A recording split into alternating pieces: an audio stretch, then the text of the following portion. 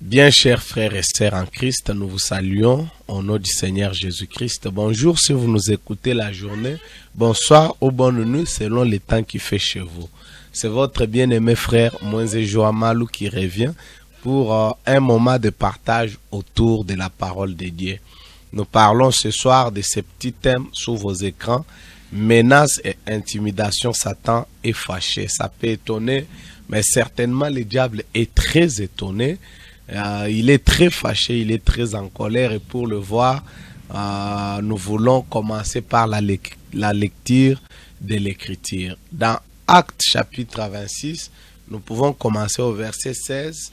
Nous trouvons que le Seigneur parla à Paul et lui dit « Mais lève-toi et tiens-toi sur tes pieds, car je te suis apparu pour t'établir ministre et témoin des choses que tu as vues et de celles pour lesquelles je t'apparaîtrai. Je t'ai choisi du milieu de ces peuples et du milieu des païens vers qui je t'envoie, afin que tu leur ouvres les yeux, pour qu'ils passent des ténèbres à la lumière et de la puissance de Satan à Dieu, pour qu'ils reçoivent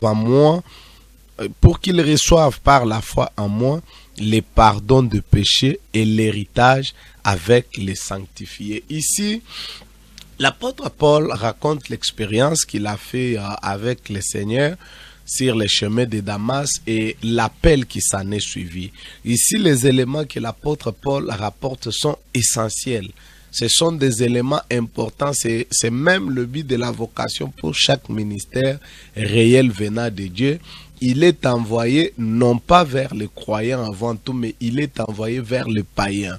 C'est un médecin qui va vers le malade afin de leur apporter les médicaments qui peuvent les amener à la guérison. Ainsi, tout homme envoyé de Dieu, il part auprès de ces personnes et le but est de les délivrer des griffes de Satan et de les ramener à Dieu. C'est d'enlever ces gens des griffes, d'enlever ces gens sous la puissance de Satan, sous la domination de Satan, le faire partir des royaumes, de l'influence du royaume des ténèbres vers les royaumes des lumières. C'est ça le but que le Seigneur a accordé à chacun de ses serviteurs. Et les véritables serviteurs de Dieu qui font ce travail, ils mettent sérieusement Satan en colère. Lorsque la véritable parole est prêchée, lorsque les âmes sont délivrées de l'influence de Satan, lorsque on les libère de ses griffes, et qu'ils reçoivent le pardon du Seigneur, qu'ils reconnaissent l'expiation et l'œuvre grandiose que le Seigneur a accomplie pour eux à la croix, cela met tellement Satan en colère. C'est pourquoi l'apôtre Paul, comme tous les autres véritables serviteurs du Seigneur, ils insistaient, eux-mêmes ils priaient, ils insistaient également que les autres puissent aussi prier pour eux, parce que leur travail qui consiste à dépiller le diable, à mettre en lumière ces manœuvres qui sont tissés, ces filets qui sont tissés pour capturer les âmes, les entraîner à la perdition. Ces hommes qui sont comme des sentinelles du Seigneur, alors ils subissent beaucoup d'attaques d'une manière ou d'une autre. Et ça, c'est une véritable expérience que j'ai fait durant cette semaine. C'est pourquoi j'ai tenu à partager ces moments avec vous, à vous donner ces témoignages dans le souci d'encourager ceux qui font ce travail, dans le souci d'appeler tous les enfants de Dieu à prier pour moi, à prier pour tous les vrais serviteurs de Dieu, parce que le combat que nous soutenons pour vous, le combat que nous soutenons pour le Seigneur, il est grand. Les dernières semaines, j'ai pu apporter une prédication dans l'assemblée Amour du vin et j'ai été conduit par le Seigneur de parler sur les combats spirituels. Il faut dire que ces moments ont été des moments spéciaux de grandes inspirations. Moi-même, je n'ai pas pu comprendre de quelle manière le Seigneur m'a utilisé pour mettre le peuple de Dieu en garde contre les tactiques de Satan. Ça a été tout à fait surnaturel. Le Seigneur a inspiré d'une manière incroyable. J'avais un véritable souci pour que tout cela puisse être mis en ligne, mais les défis techniques n'ont pas permis. Mais quand même, les sons ont été gardés et j'ai commencé à à faire le montage possible pour mettre ces sons en ligne et permettre à tout le monde, à un public plus large, de capter ce message qui était vital pour la délivrance des enfants de Dieu contre les actions de Satan, les techniques de Satan, toutes les stratégies qu'il met en place pour captiver les enfants de Dieu et les amener à la perdition. Et les points les plus particuliers sur lesquels je parlais, c'était sur l'influence des démons qui amènent les gens dans la masturbation, dans la pornographie, dans la luxure, dans tous les péchés liés au sexe, et comment ces démons finissent par prendre les vies des gens en otage, les tourmenter, les troubler. Et le Seigneur nous a conduits vraiment dans les plus grandes profondeurs en parlant de ces thèmes. Et je me suis dit, waouh, ça doit aller en ligne.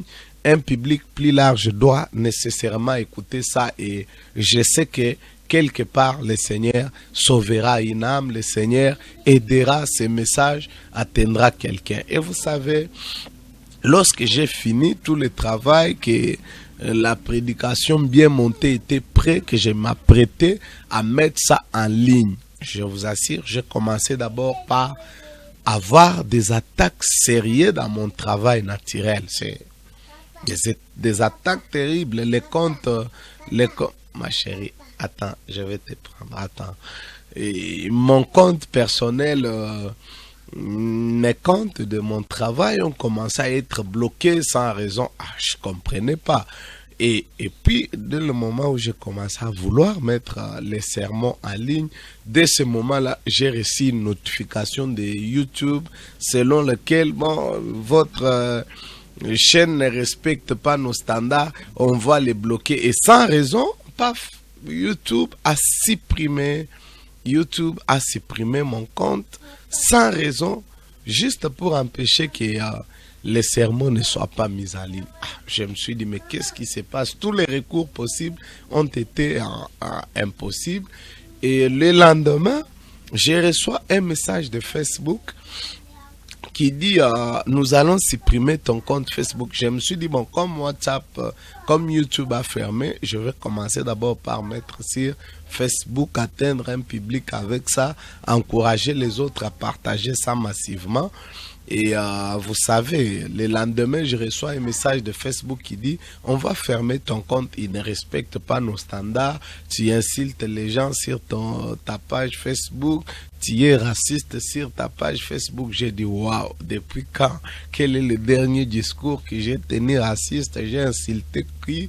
C'était dans quel poste? Et j'ai compris que le diable est très fâché lorsque la vérité est proclamée, lorsque ces manœuvres sont mises à découvert, lorsque ces stratégies sont dévoilées. C'est pourquoi le messager disait toujours qu'il y a deux livres que le diable n'aime pas. C'est les livres de Genèse et les livres d'Apocalypse. Pourquoi? Parce que Genèse révèle son début, son origine, et Apocalypse révèle sa fin. Lorsque ces manœuvres sont mises, on l'appelle, il agit dans les ténèbres, il est le maître des ténèbres, il aime les ténèbres, il aime quand il agit et les gens ne sont pas informés de ce qu'il fait et que les gens subissent. Alors, lorsque Dieu envoie des hommes qui amènent la lumière, des hommes qui sont une lampe comme Jean-Baptiste, le Seigneur disait, Jean n'était pas la lumière, mais il était une lampe qui a brillé durant une heure.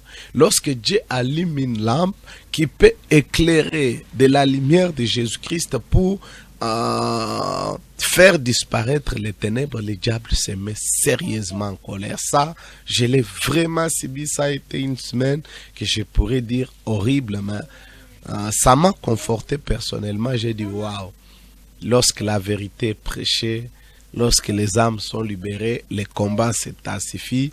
Mais le Seigneur dit, en toutes ces choses, nous sommes plus que vainqueurs par celui qui nous a rachetés. Et la Bible dit, ils ont vaincu à cause du sang de l'agneau. Et nous croyons par notre confession que nous avons déjà la victoire.